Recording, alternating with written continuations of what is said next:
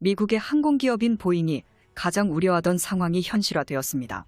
제2차 미국 훈련기 사업에서 우리 대한민국의 FA-50 전투기가 KF-21 전투기의 최첨단 기술력을 적용받고 반격을 위해 칼을 갈고 있었으며 FA-50 전투기의 KF-21 전투기의 A사 레이더와 각종 항전 장비들을 적용한 새로운 후속작 개발을 공식적으로 선언한 것인데요.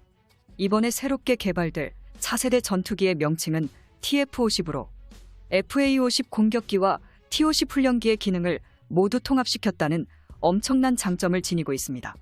한국산 TF-50 전투기는 T-50처럼 기존 고등 훈련기로 사용하는 게 가능함과 동시에 무기웨폰 하이브리드 형식을 채택한 극한의 훈련 효율성을 추구할 것이라고 밝혔는데요.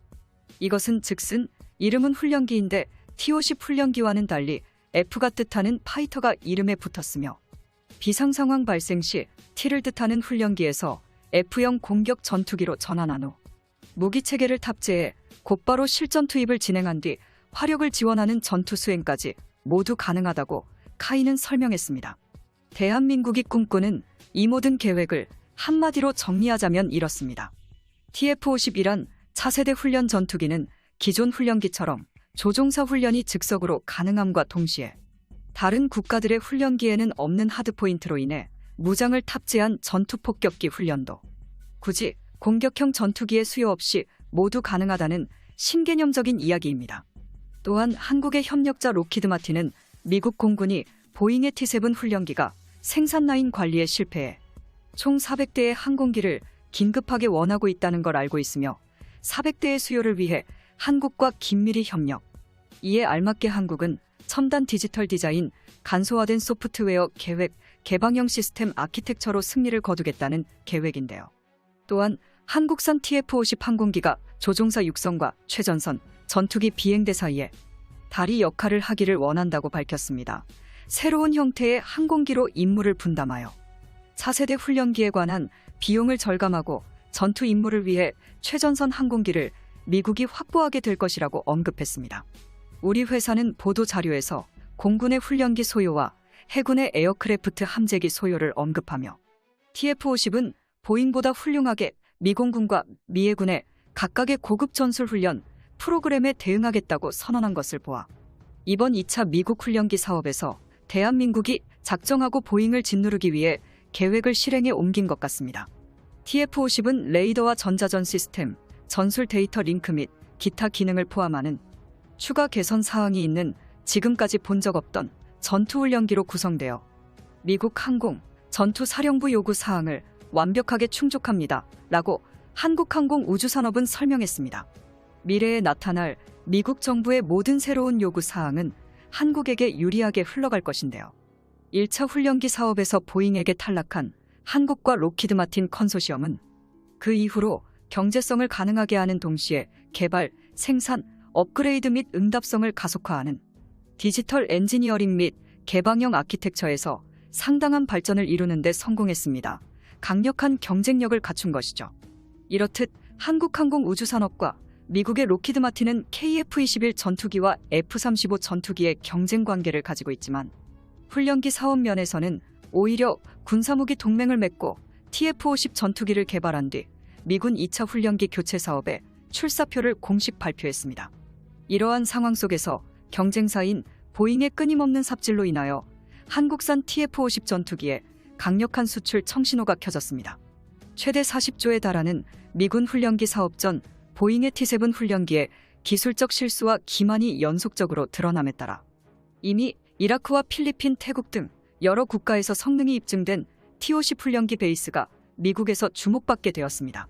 록히드 마틴은 보잉의 실수를 놓치지 않고 발빠르게 미해군 훈련기 사업에 한국산 TF-50 전투기를 제공하겠다며 미해군의 성능 요청 단계에서 요건을 충족시키기 위해 한국과 긴밀한 협력을 진행하겠다고 밝혔습니다.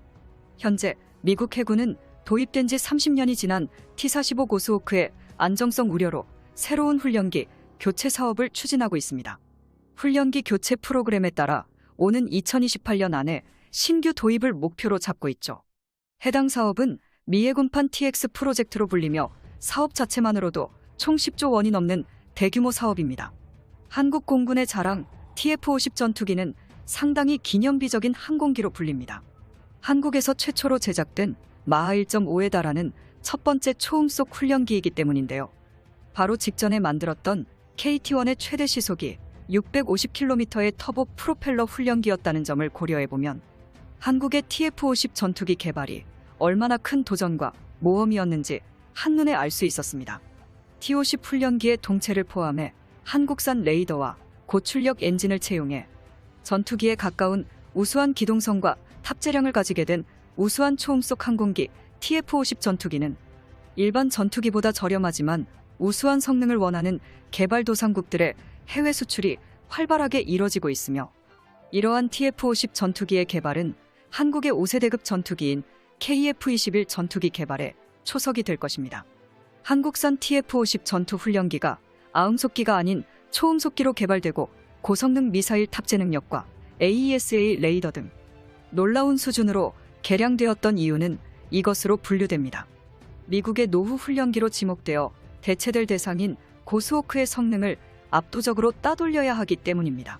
훈련기는 훌륭한 성능을 요구하는 것은 물론이거니와 제공권 확보가 불확실한 환경이 발생한다면 미사일을 탑재해 본격적인 전투기로 운용이 가능하게 되었죠. 반면 보잉의 T-7 훈련기는 해외 수출은커녕 한국 항공우주산업과 미군이 제시한 163억 달러의 절반에 가까운 90억 달러를 입찰가로 제시했는데요. 당시 보잉에 따르면 첨단 기술을 적용해 단가를 획기적으로 낮췄다며 2022년까지 개발을 완료하고 2023년부터 T-7 훈련기를 조금씩 생산하겠다고 밝혔지만 결과는 참담했습니다. 뿐만 아니라 최근 전투기 입찰에서 보잉이 연달아 패배하자 수주를 시켜주지 않으면 방위 수납을 접겠다며 일자리를 이용해 미국 연방정부를 협박했던 아주 나쁜 인상을 가진 기업으로 불리게 되었습니다. 이처럼 보잉의 T-7 훈련기가 잡음 속에서 안정성까지 불투명해지자 오히려 다급하신 건 미군이 됐습니다. 미 해군뿐만 아니라 미공군까지도 한국산 T-50 훈련기를 임대하거나 소량으로 구매해 테스트해보자는 의견이 주로 이뤄졌는데요. 그렇게 된다면 당연히 마지막까지 경쟁하고 최종 후보였던 한국산 T-50 훈련기가 가장 유력해질 수밖에 없습니다. 이것은 이번 울릉공항에 FA-50 전투기의 전용 활주로장이 생긴 것을 보듯 한국에서도 적용됩니다. 군사력 강대국 한국이 TF-50 전투기와 KF-21 전투기를 같이 운용해 군사적 이점을 달성시킴에 따라 앞으로 우리나라의 T-50 훈련기가 미국 땅에서 이륙하는 날까지 진심으로 응원하며 기대하겠습니다. 강대국 한국의 영원한 자주국방을 위하여 영상의 정보가 도움이 되셨다면 대고구려제국 구독과 알림 설정 진심으로 감사드립니다.